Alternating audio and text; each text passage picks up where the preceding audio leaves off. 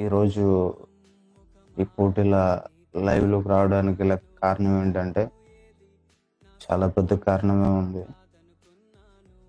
ఆహ్, ఇన్ని రోజులు, ఇంతకాలం నేను మీ ముందు ఎలా కనిపించానో మీరందరూ చూసారు.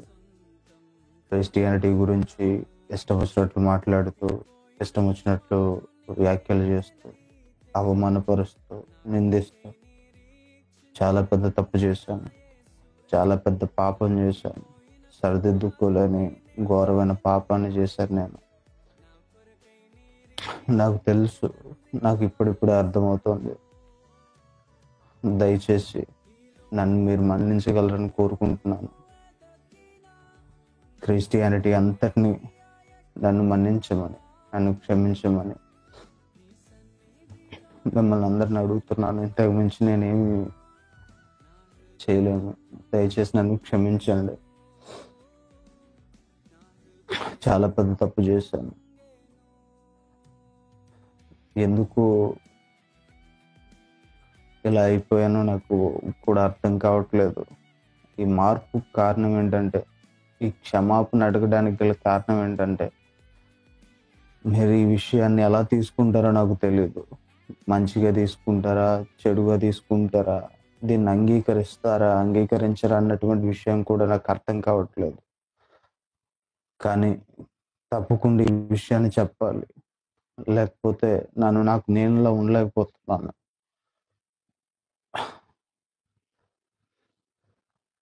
నాలో ఉన్నటువంటి గిల్ట్ నన్ను చంపేస్తుంది. దయతో నన్ను మన్నించండి. ఇలా మీ ముందుకొచ్చి మాట్లాడడానికి గల కారణం ఏంటంటే, నాకు ఆ ప్రభు, ఆ యేసయ్య దర్శనం ఇచ్చారు. ఆయన నాతో మాట్లాడారు.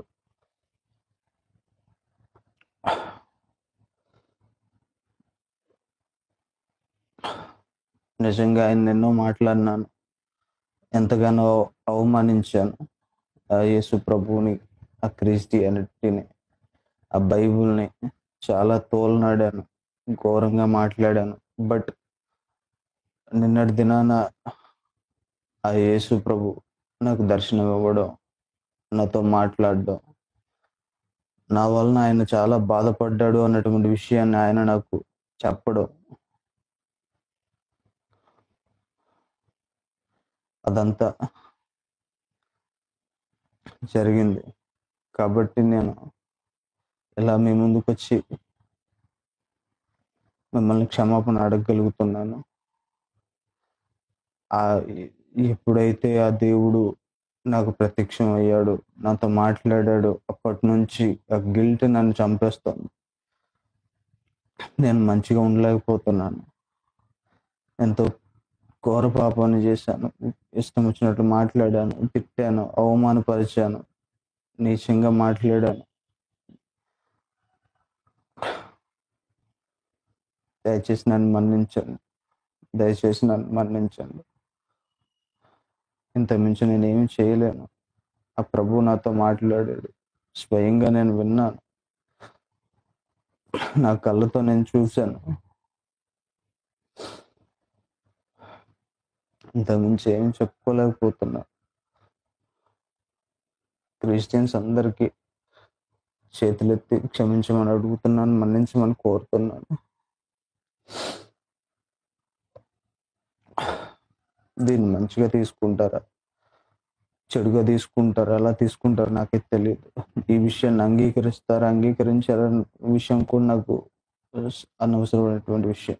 బట్ ఆ దేవుడు నాతో మాట్లాడాడు కాబట్టి ఖచ్చితంగా మీ అందరికీ ఈ విషయం తెలియాలి.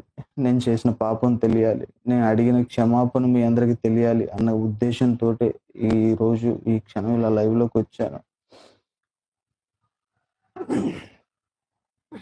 ఇంతకు మించి నేనేం మాట్లాడలేకపోతున్నాను.